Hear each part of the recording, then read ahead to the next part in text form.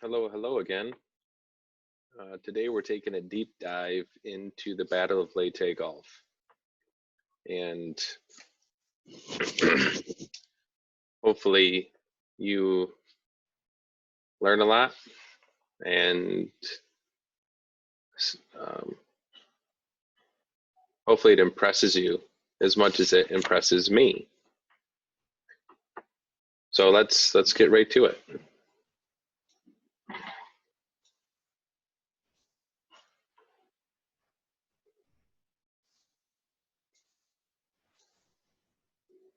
All right, so the way we left off, you talked about the Battle of Saipan.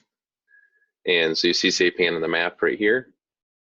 This first thing we're looking at, before we get to the Battle of Leyte Gulf, which happens outside of the Philippines, we're going to look at what was called the Great Marianas Turkey Shoot.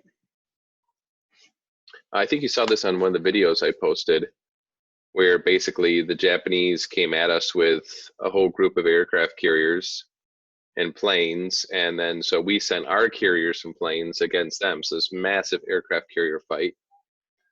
And yeah, we had 10 of our big fleet carriers and 7 of our smaller ones and 12 battleships and 60 plus destroyers, all coming to Saipan. And then we sent our aircraft carriers after the Japanese because we had sighted them coming. And on the first day, like, our pilots were a bit more experienced. Our planes at this point in the war were better. The Japanese had lost a lot of their experienced pilots. So the first day we downed 340 some of their planes, and they only shot down 30 of ours. We sank a couple of their aircraft carriers with subs. The next day we sank a third carrier, damaging 2 more, and shot down 65 more planes. And at this point, after this, the Japanese would have to rely on kamikazes to attack our ships because they just didn't have the planes or the pilots to inflict the heavy damage they could earlier in the war. And we basically gained supremacy in the air over the Japanese, and this would become vital in the battles to come.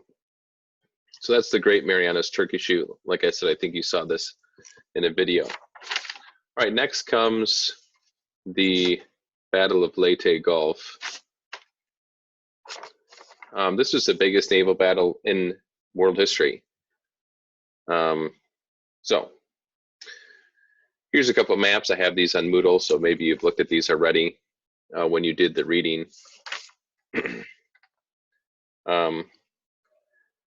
So what we've got here is we've got 3 Japanese fleets: the Southern Force, the Center Force, and the Northern Force. And the Japanese, basically from one of their ambassadors to Russia, an ambassador is someone who's supposed to be there for diplomatic reasons. The Russians were very fast and loose with some of our battle plans, and the Japanese found out from the Russians that we were going to assault the Philippines. And so they create this plan to use 3 naval forces to try to decoy us away, leaving parts of our Navy vulnerable, and they were going to come in and crush it. That was the idea. And just a big overview here of this battle is we hit their Southern Force pretty hard and kind of decimate that. We hit their Center Force with planes, and they turned back momentarily, but then they'll turn around and come back to attack. So the Japanese were coming in, and we hit them with our planes. They turned around, and then they'll come back. And then the Northern Force was just a decoy, and Admiral Halsey, who was a very aggressive U.S. commander, went after the Northern Force, thinking, well, he wanted the glory of sinking a bunch of Japanese carriers himself. And so he left Taffy 3 vulnerable. So Taffy 3 was made up of a bunch of our small ships, 6 small aircraft carriers called the CVEs, carrier escorts, also nicknamed Jeeps. You saw that in the reading, the Battle of Leyte Gulf reading. And then we had destroyers and destroyer escorts, which were even smaller than destroyers, against this massive Japanese fleet, which was one of the biggest they ever assembled in the war. The Yamato here was one of the biggest battleships ever built in history. And so we'll talk about that. So this is where the main fighting happened. So that's what this star is right here. It's where these Japanese center force, who originally turned back after being hit by our planes, turned back around, come down, and see there's Leyte, the island of Leyte. So here's Leyte Gulf. And we basically, these ships here were guarding our transports filled with thousands of our troops for us to invade the Philippines. And so if these ships, these small ships here, didn't stop the Japanese, they were going to kill thousands and thousands of Americans and sink our ships because Halsey left them unguarded. So that's kind of what we're going to look at here.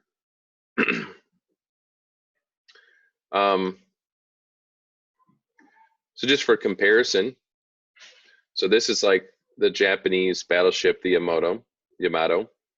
Its main battery, okay, its biggest gun weighed 2,500 tons. And it's just amazing, isn't it? This was an 18-inch gun, and it was, the reason why this is, it's telling you how much the gun weighed is because if you look down here, this is our Fletcher class destroyers. So looking back here, that would be like the Johnston, the Hoel, the Herrmann. The biggest gun on the Yamato weighed more than an entire destroyer. Isn't that amazing? And obviously, it weighed almost twice as much as a destroyer escort, like the Samuel B. Roberts destroyer escort. So, and here's their cruiser size, which was also just so much bigger than our ships. So this is David versus Goliath to try to compare what's going on here. So here's what an 18-inch cell looks like. Here's a description. Here's another picture of the Yamato. So it says the Yamato displaced nearly 70,000 tons. She alone matched almost exactly in weight all 13 ships of Taffy 3. So if you take all these ships here, our destroyers, destroyer escorts, and 6 CVEs, the carrier escorts, the jeeps they were called, would equal, their weight would equal the weight of the one huge Japanese battleship. It said her armor, each of her 3 gun turrets weighed more than an entire Fletcher class destroyer. Her armor belt, 16 inches thick at the waterline and more than 2 feet thick on her gun turrets, were impenetrable to American destroyer guns. So our guns, the 5-inch guns that we had on these destroyers, could not penetrate the armor of this ship. Her 9 18-inch rifles, guns, were the biggest guns that ever went to sea, firing 3,200-pound shells more than 26 miles. So that's like an SUV, a small SUV, like a Ford Escape size vehicle, that this thing could lob 26 miles. It's just insane. So this is what the shell looked like, 3,200 pounds, just insane. Their development was so secret that even Admiral Kurita, the Japanese admiral in charge of this fleet, didn't know the true size. And yeah, so this is just massive. This ship was built illegally.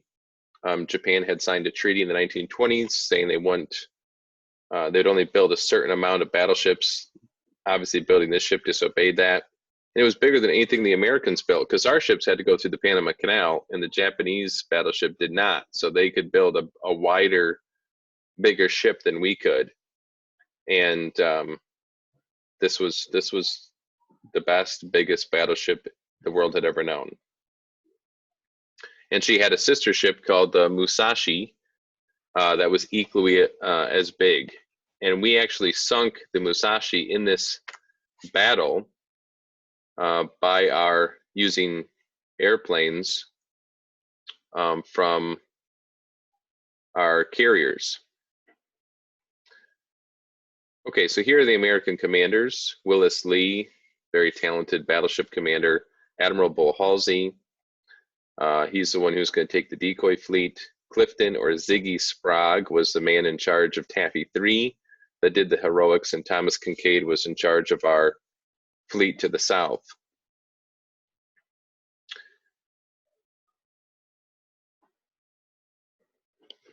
So basically what's going to happen here, so you see this quote: "In no engagement in its entire history has the U.S. Navy shown more gallantry, guts, and gumption than in those 2 morning hours between 7:30 and 9:30 off the coast of Samar." Naval historian Samuel Eliot Morrison.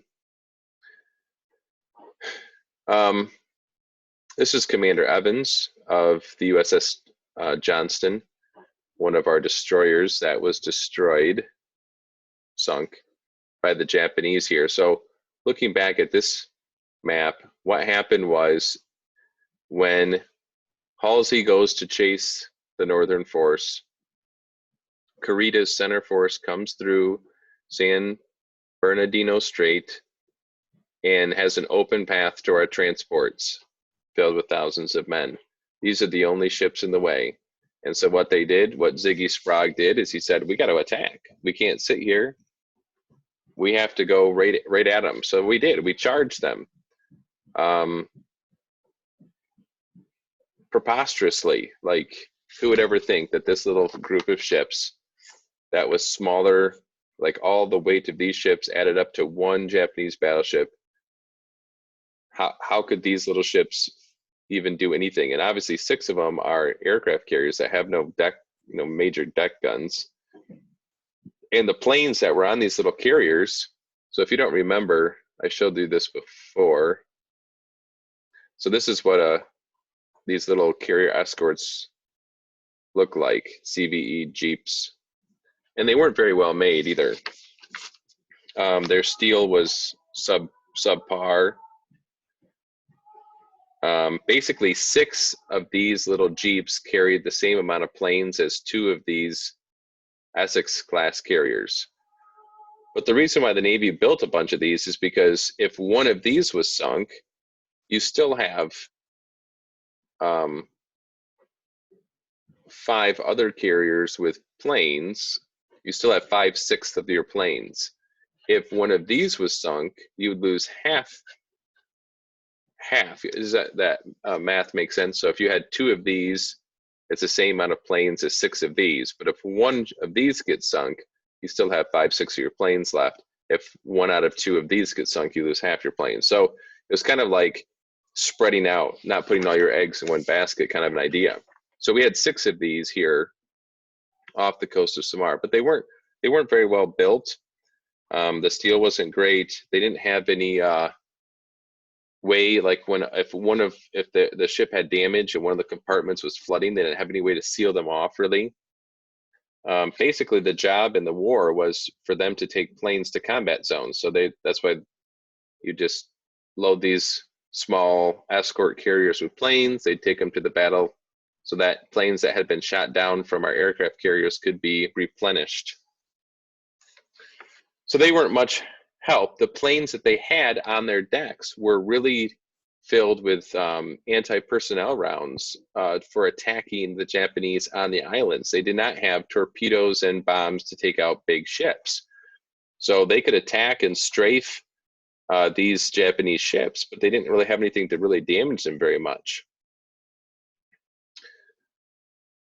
Okay, so we were ordered to attack. One of our ships, the Johnston, was led by Ernest Evans. He would win the Medal of Honor, and this is the citation. So they laid a smoke screen, which was to keep the Japanese from seeing our ships. It says, Commander Evans gallantly diverted the powerful blasts of hostile guns from the lightly armed and armored carriers under his protection, launching the first torpedo attack when the Johnston came under straddling Japanese shell fire. Undaunted by damage sustained under the terrific volume of fire, he unhesitantly joined others of his group to provide fire support during subsequent torpedo attacks against the Japanese and out shooting and out maneuvering the enemy, as he consistently interposed his vessel between the hostile fleet units and our carriers, despite the crippling loss of engine power and communications with steering aft, shifted command to the fantail, shouted steering orders through an open hatch to men, turning the rudder by hand, and battled fiercely until the Johnston, burning and shuddered from a mortar blow, lay dead in the water after 3 hours of fierce combat. Seriously wounded early in the engagement, Commander Evans, by his indomitable courage and brilliant professional skill, aided materially in turning back the enemy during a critical phase of action.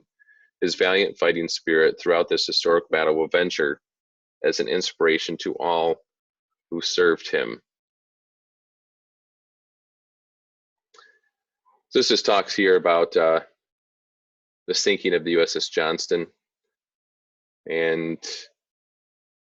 how the shells hit him, and then it says below decks aft, the Johnston was plunged into darkness. A third shell demolished the source of heat itself, striking a boiler and put it into flames. The port side screw, which is their propeller, stopped spinning. The shell failed to do instant superheated steam from the shattered boiler pipes. Exploded. It says not a man in the after fire room survived the 840-degree steam bath that followed. Men literally being baked alive by steam. So this is more here, just looking at what happens on these ships when they start getting hit by Japanese shells. So Lieutenants DeGardy and Welch had left the bridge wing, entered the pilot house to carry out Captain Evans' most recent course change order. An explosion propelled Welch forward into a pile of wounded and dead. He picked himself up dazed, tended to the injured. Ed Block was in shock, missing a large chunk of his right shoulder. The coxswain's left shoulder was dislocated, eardrum punctured. Small pieces of shrapnel in his eyes, under his chin, in his right eye. Block stumbled to the pilot house hatch, past DeGardy, and crumpled against a gray metal bulkhead. Welch, standing over him, stated what was not altogether obvious: Block is alive. Then grabbed his wrists and stuck him with morphine. Says he made it down the main deck on his own power, joined the pharmacist mates who were escorting the wounded down to Lieutenant Robert Brown's medical triage. The blast of the bridge all but undressed Ernest Evans. It blew the cap from his head, tore the shirt off his chest, shrapnel lodged in his face, neck, hand, and torso. And he said, "Don't bother me now. Help some of the guys who are hurt." He was still in charge, seemingly unbothered at having 2 fingers sliced straight from his left hand.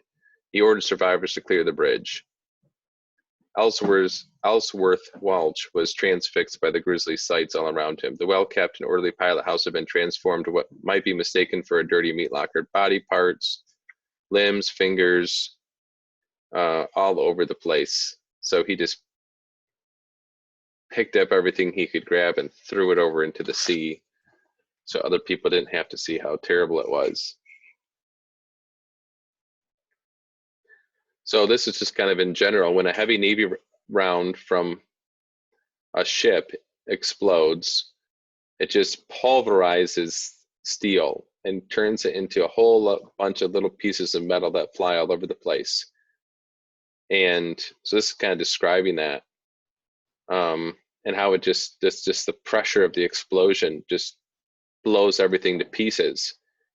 So a Japanese 8-inch armor-piercing shell, 3 feet long and 277 pounds in weight, had a 6.9-pound bursting charge, whereas this Yamato's 18-inch shell had a 75-pound bursting charge. Just massive destruction when you get hit by one of these things. So it says, as the 3 small ships pressed through the squalls on their runs, so these little American ships are just charging headlong to fight these massive Japanese heavy ships to protect their transports. There's the Johnston, right, commanded by Evans, the Medal of Honor winner, limping along on one engine, no hydraulic steering, ship was a ruin, and yet Evans was pulling her through, returning to formation. The mast had toppled down, the metal shields and bulkheads that were blackened, torn, riddled. How a ship in that condition could still make steam was hard to explain. And yeah, the Johnston could have retreated at that point and been like, "Hey, we're beat up we can't do anymore. But they knew that if they didn't stop these Japanese ships, or at least stall them till help could arrive, which was hundreds of miles away, all these other men were going to die. And so what was their duty? To give their lives to save others. She didn't have any torpedoes left. Her speed was cut in half. So she says, form up and attack. When Captain Evans saw the Hoel and the Herrmann and the Samuel Roberts legging in column, he arrived at a different view of his obligation, meaning not to retreat. As long as the ship had guns that worked, the Cherokee Indian, that was his descent, figured he could do something in fight. He told his dumbstruck men on the bridge, we're going to go in with the destroyers and provide fire support.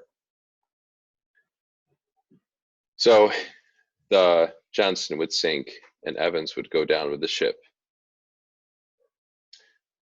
For the Roberts, the Samuel B. Roberts destroyer Escort, the smallest of the American ships, saw the Hoel in her final minutes. And this is just one of the things that happens in one of these naval battles. It says it was so disheartening. They see this, one of our ships sinking, they see survivors in the water, and your reaction is, we should help, but you're in the middle of this huge battle. You can't stop and help. You just have to keep going on in the fight and hope that they survive to be rescued later. This is the story of the Samuel B. Roberts. It says by 8:40, the Roberts was speeding towards the cruisers, going to attack. And someone on one of these Jeeps, the Fanshawe Bay, says, look at that little destroyer Escort, DE, committing suicide, attacking these massive Japanese ships whose guns were bigger. The Roberts didn't have anything that could even hurt these ships. They were just literally throwing themselves as a stumbling block to keep the Japanese at bay. So it says she starts fighting with a heavy cruiser 12 times her weight. And they're like, yeah, you start out, you're freaking out, but now you're just fighting. Pretty soon the Roberts had two ships shooting at, not only this heavy cruiser of the Japanese, but also their battleship, the Congo. And they had a screw disabled, because what happened was they were being shot at, and they could tell by the closeness of the Japanese rounds that if they kept going forward, they were going to get nailed. So the captain says, throw the brakes on. They put the engines in full back, stop as quick as they can. The shells explode in front of them. But then before they could get back to full speed and evade, they got hit. And then once they got hit, they just couldn't keep evading. And they became like a wounded animal that was prey for the Japanese. It says there was no denying the mortal wound the Roberts had taken at the waterline, 2/3 of the way down the stern on the port side, gave the cavernous hole 7 to 10 feet high, 50 feet long. That's insane. The massive opening would have neatly garaged a semi-trailer parked sideways. The number 2 engine room was completely demolished. The fuel oil tanks ruptured, flaming oil everywhere. Their K-gun depth charge launcher hanging over the side, tar oozing from ruptured depth charges. Then there was a torpedo coming that was going to blow it to pieces, but it says it missed by like a foot. So Copeland was the commander of the Roberts. It says this is just an example of what these men went through, right? So he comes to the main deck. He sees a couple of his guys tended to some wounded. Charles Stahlbach was there crying.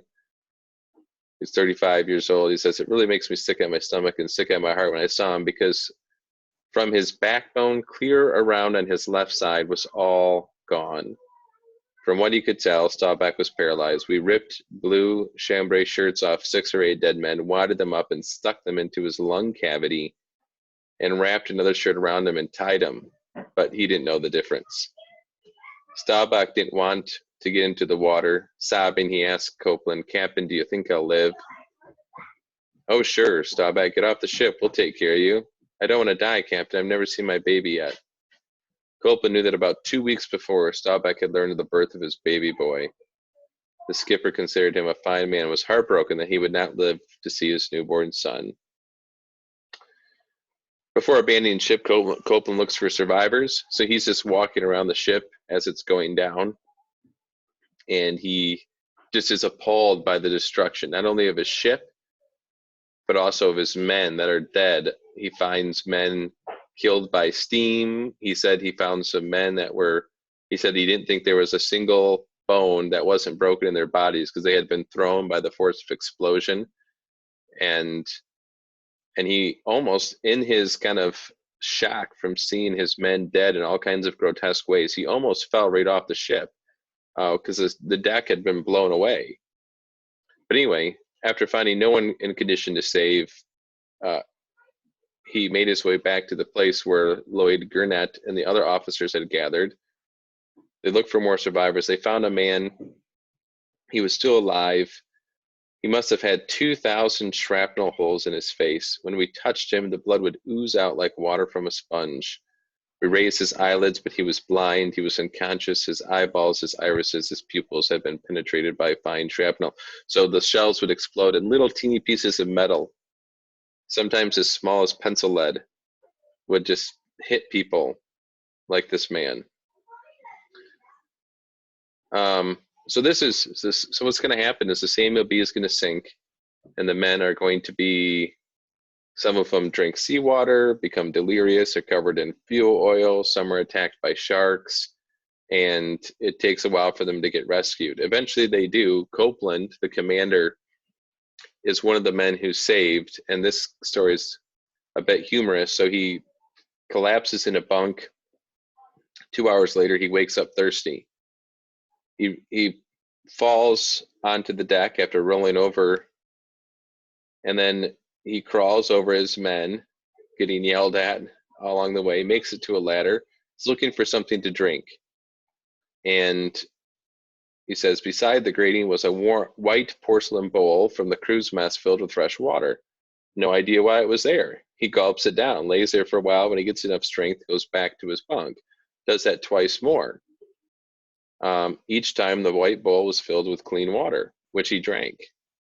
After his third long drink that night around 4 a.m., Copeland was easing himself down the ladder when he heard one of the men from the crew say, wow, that dog has drank a lot of water tonight. So he was obviously drinking out of the dog's water dish, unbeknownst to him. So here are three heroes from this battle, in addition to Ernest Evans. So we looked at this man here, right? Evans, he's the one that won the Medal of Honor in the sinking of the Johnston, leading it bravely.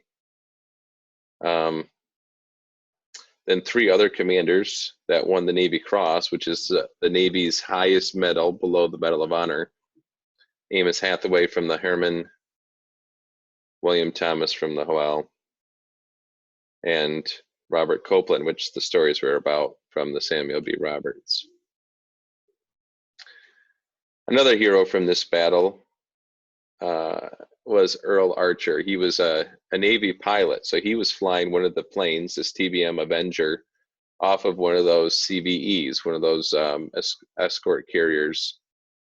And he had already done some heroics in the Battle of Saipan. He had saved a downed aviator by landing on the Japanese airfield and just rescuing the guy quickly and taking back off. In this battle, he was in the predicament where he didn't have any torpedoes or bombs to drop on the Japanese ships. And as he was flying, though, to like strafe them with machine gun bullets, to do anything to stop them, he was hit by anti-aircraft fire and wounded in the back with shrapnel. And he looked out his left window, and the plane that was flying off his left wing, the American plane, was blown to pieces. And he had a concussion, and he was so angry. He kind of, when you have a concussion, your head's jolted. He didn't really wasn't maybe thinking through things. And so he flew and he attacked one of these Japanese battleships. I think it was the Congo. And he didn't, like I said, he didn't have any bombs. He opened his bomb door anyway, just to give the illusion that he was dropping something. And then he flipped his plane upside down, opened the canopy, and obviously he was buckled in. He pulled out his pistol and he shot 6 rounds from his pistol at the battleship at close range. And so he always claimed he was the only man to successfully successfully hit a battleship with 6 bullets from a pistol from a plane. After the war, he survived. After the war, he could have applied for medical disability from the U.S. Navy for his wounds in his back, but he decided instead he wanted to keep flying because he didn't want to be forced to retire. So he lived to an old age, but he was one of the pilot heroes. So these pilots attacked these Japanese ships. They landed on Army air bases nearby and did whatever they could to reload, refuel, and attack the Japanese with whatever they had. So looking back at our battle map here, what eventually happens, so the Roberts is sunk, the Johnston is sunk, others would sink, but the Japanese were convinced, because of the ferocity of how the Americans attacked, they were convinced that there was a larger American force here than what there really was. And so the Japanese got not scared, but they didn't know how small the American force really was. And so they turned around and retreated instead of carrying on the battle. And so this small force was so heroic, giving their lives to save the transports and the mission of reinvading the Philippines. This man here, Paul Henry Carr, so he was ran a gun crew, and he was a great Navy gun crew leader, very talented. And so this is kind of what happened was, after the Japanese shell hit his ship, it knocked out his main gun. It knocked out the computer-aided technology that aided in the firing of his gun. So after his gun would fire, they would air would be blown through it to make sure there was no powder, sparks, or anything, to make sure the gun was safe to reload. And once the ship was hit and this was damaged, they started firing their gun by hand. And in the midst of doing that, one of the powder charges went off prematurely and killed everyone in his gun crew, pretty much. And so this is kind of the story of how he was found. Looking into the gun mount, Goheen discovered where the magazine's last round was. They had shot every round. The magazine is where they stored the ammunition for this gun. They had shot every round but one. The last round, it was right there before him, cradled in the arms of Paul Carr himself. The man was alive, though barely, torn from his neck to his groin. Carr was struggling to hold the shell. He begged Goheen to help him load it into the wrecked breech tray. So obviously Carr is, he's lost a sense of reality here. The gun's broken, but he's still holding the shell, trying to do his duty, which was to fire the shell at the Japanese. Goheen took the shell from Carr's arms and laid the gunner's mate on the floor of his mount. Then he took Seaman First Class James Gregory, whose leg had been severed near the hip, and carried him out and set him on the deck. When Goheen returned to the mount, Carr was on his feet again, shell cradled weakly in his arms. Goheen took the shell from Carr again, lifted him, and carried him out to the deck. Paul Henry Carr of Checotah, Oklahoma, a proud member of the Future Farmers of America, football and baseball letterman, brother to 8 sisters, only son of Thomas and Minnie May Carr, died there on the deck of his battered, broken warship. So it says, gunner's mate, second class Paul Henry Carr, serving aboard the destroyer escort Samuel B. Roberts, was killed in action October 25th, 1944, during the Battle of Samar, off Samar, the centermost action of the Battle of Leyte Gulf. So he's a hero, and I could fill this PowerPoint with stories of men like Paul Henry Carr, who gave their utmost in this fight to save their fellow Americans. What else is there to say? So this was brutal for our U.S. Navy. Halsey was sent a message by Chester Nimitz saying, you know, basically, where are you? All the world wonders, which was quoting Lord Tennyson's poem, The Fateful Charge of the Light Brigade. Those of you who took world history last year might remember that. How during the Crimean War, the Light Brigade, the British Light Brigade, charged the Russian gun emplacements and got blown away. And it says all the world wondered.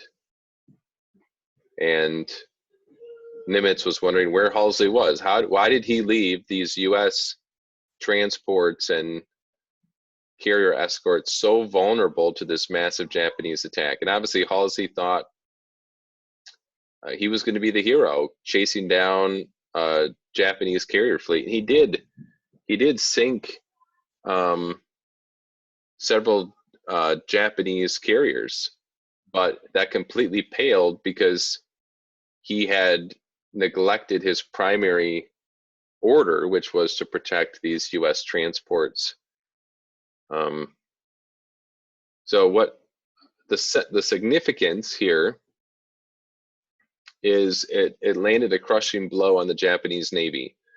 Their southern force and their northern force were both really crippled. The center force was the only group of Japanese ships that actually kind of made it away without terrible damage.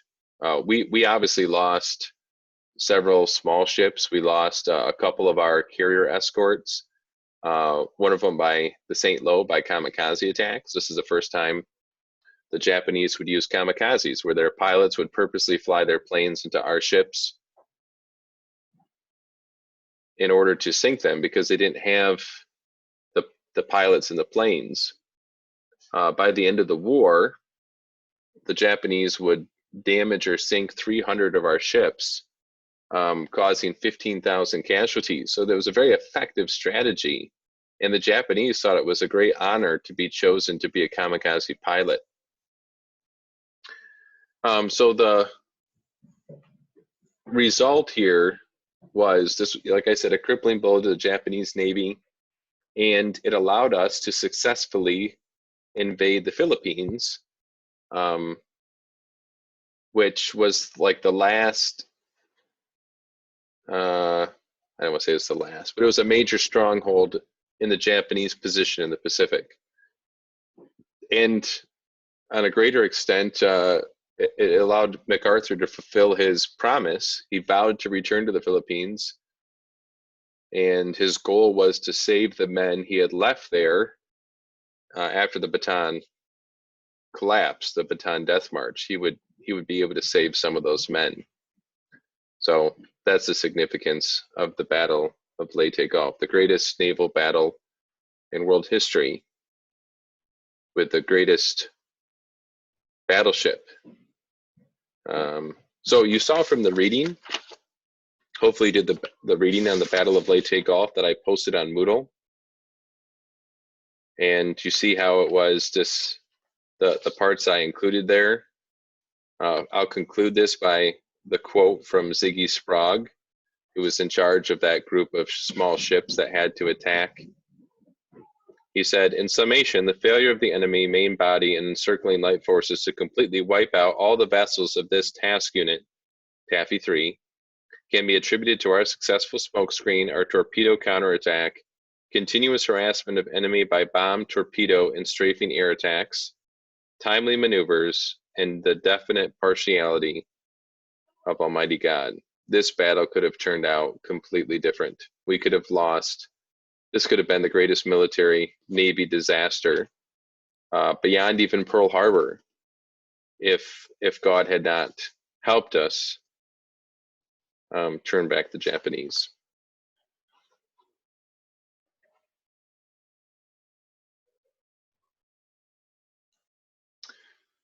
Well, like I said, hopefully you learned a lot about the Battle of Leyte Gulf. Hopefully you see some of these American heroes, and hopefully you have a deeper understanding of why these men were so heroic, or what constitutes their heroism.